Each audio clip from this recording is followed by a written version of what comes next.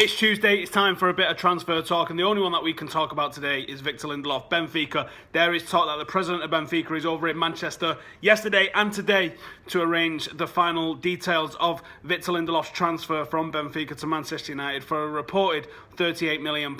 So, what do I think of him? I've seen a little bit of him this season, and I've gone and done more looking at him. I use a program called Y Scout, W-Y Scout, essentially, and that highlights a lot of the clips of the players, and you can literally search for any category of clip that you want to find a player of. So you can say, show me them heading, show me them tackling, show me them playing out from the back, show me them clearing. You can do everything. It works better for attacking players, but it's also very, very good for defensive players as well. And I've gone through it and I've looked. I've spent about an hour and a half or so looking at all the different clips of him, and it's excellent. I mean, I love this tool for showing how good the likes of Lukaku and that are, and the things that they do in between the games, because there's a little tab for link-up play when you can see the sort of things that they're doing off the ball. That's when you really see how good an attacking player is, for instance. But anyway, the defensive qualities of Victor Lindelof leave a lot to be desired. I think he gets beaten. I think he gets turned. I don't think he's very agile on his feet. I don't think he's got decent lateral movement. He's tall. He's pretty heavy.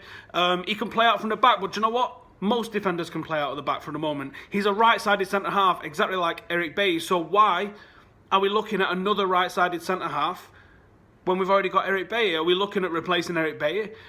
Rojo's looking decent at the moment as a left-sided centre-half. You've also got Daley Blind. You've also got Phil Jones. You've got Axel Tuanzebe there, absolutely banging on the door for the first time. And this is where I'm going to see my ass with Jose Mourinho. If he's not giving players like Axel Tuanzebe the opportunity, at least, he's not even had a look at him in the first team. I know he's trained with the first team, but he's not had a look at him in the first team to see what he might be able to offer. Even Timothy Fosu-Mensah, you're stifling the careers of all of these lads if you buy another £40 million defender. Because if you've got a £40 million defender and a £30 million defender, which is what we've already got in Eric Bailly, in your defence, as well as the likes of Chris Smalling, who's probably going to be on a decent wage, as well as what we paid for Phil Jones and for Marcus Rojo, is that 5 centre-halves, including Daley Blind, including all the youngsters that we've got coming through. There's no chance that anyone's going to come through there. And he's not a massive improvement on the team that we've got at the moment. He's not an obvious improvement on what we've got at the moment.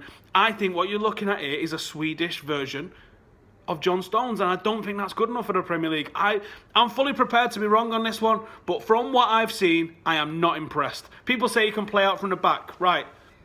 People say that was what Rio Ferdinand could do. No, Rio Ferdinand was a fucking world-class defender who could also play out from the back very effectively.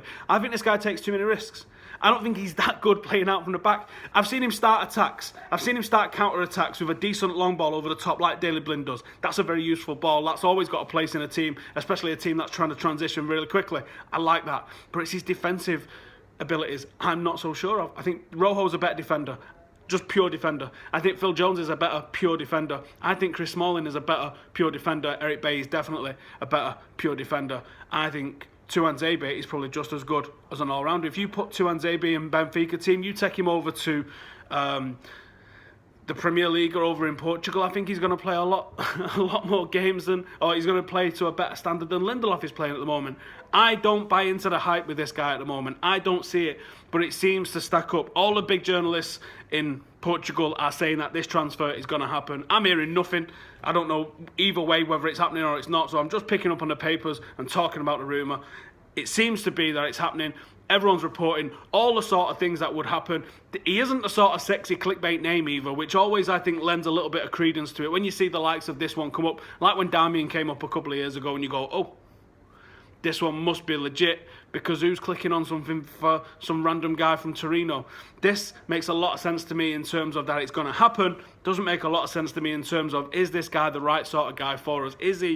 Are we crying out for a centre-half at the moment? Not in my eyes, we're not. We're really not. It's one of the best stacked positions, and you could argue, all right, there's a lot of players on the same level. Well, are some of them going to go? Are you going to be getting rid of some of the players? Otherwise, what is the point? What are we talking about here? Are we just going to start stockpiling centre-halves? This makes no sense to me whatsoever. This is a madness transfer. It definitely looks like players are going to be on the out. It looks like Memphis is going. It looks like Schneiderlin's going to be joining him. Is there another defender going out on there as well? Is Phil Jones just being played to get him in the shop window to get him out of the door? Is Rojo being played to get him in the shop window and get him out the door? Is Chris Smalling looking at an exit?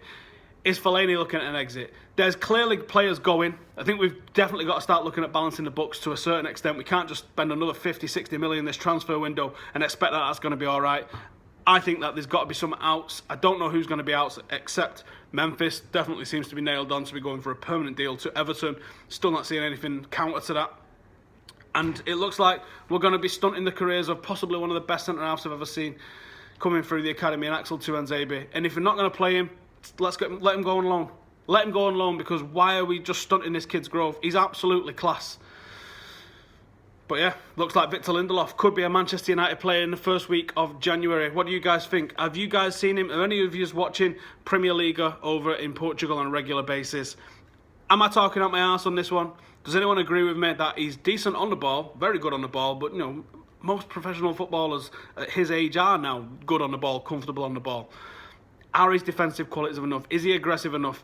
Is he the sort of player that's going to thrive in the Premier League the way and take to the Premier League like Eric Bailly did? Or is he just going to be someone that just can't handle it? I don't know. Obviously, Zlatan being from Sweden with him as well is going to help him settle in. So I don't think that's going to be an issue. And Swedes have done well in the Premier League in the past. It's not about his nationality or anything like that. It's about that I just don't think he's defensively sound enough. I think as a centre-half, you should be a rock-solid defender first, and then anything else on top of that should be a side thing. It seems to me that him being good on the ball is the thing that he does, and then defensively, yes, this is a bit suspect. And that's not really what you need as a centre-half. You want to be able to push forward, especially with the high lines that Manchester United play. You're susceptible to a counter. Is he quick enough to get back and cover? I don't know about that. I got a lot of reservations about this. But it does look like it's about to happen. So, obviously, we'll give him as much support as he needs. It'd be interesting to see what a new signing does and lifts to the squad. We signed excellent in the summer, fantastic. So I'm prepared to put my trust into the scouting team and Jose Mourinho on this one. But from what I've seen, not impressed. Let's hope he turns out as good as the rest of the signings that we had over in the summer, and that I am completely and utterly fucking wrong, and he helps us secure top 4 and then mount a title challenge next season. Anyway, thank you guys for watching. Please go and give Squawker Dave some shit on Twitter for saying that Roy Keane is not world class. Absolute fucking ludicrous suggestion. We are almost at 25k, so someone is going to be getting that Ryan Giggs boot, even Roy Keane. So thanks for watching. Get any comments in below. Was Roy Keane world class? Fucking course he was. Tell me in the comments below, and we'll absolutely rinse Statman Dave. Thanks for watching. See you in a bit.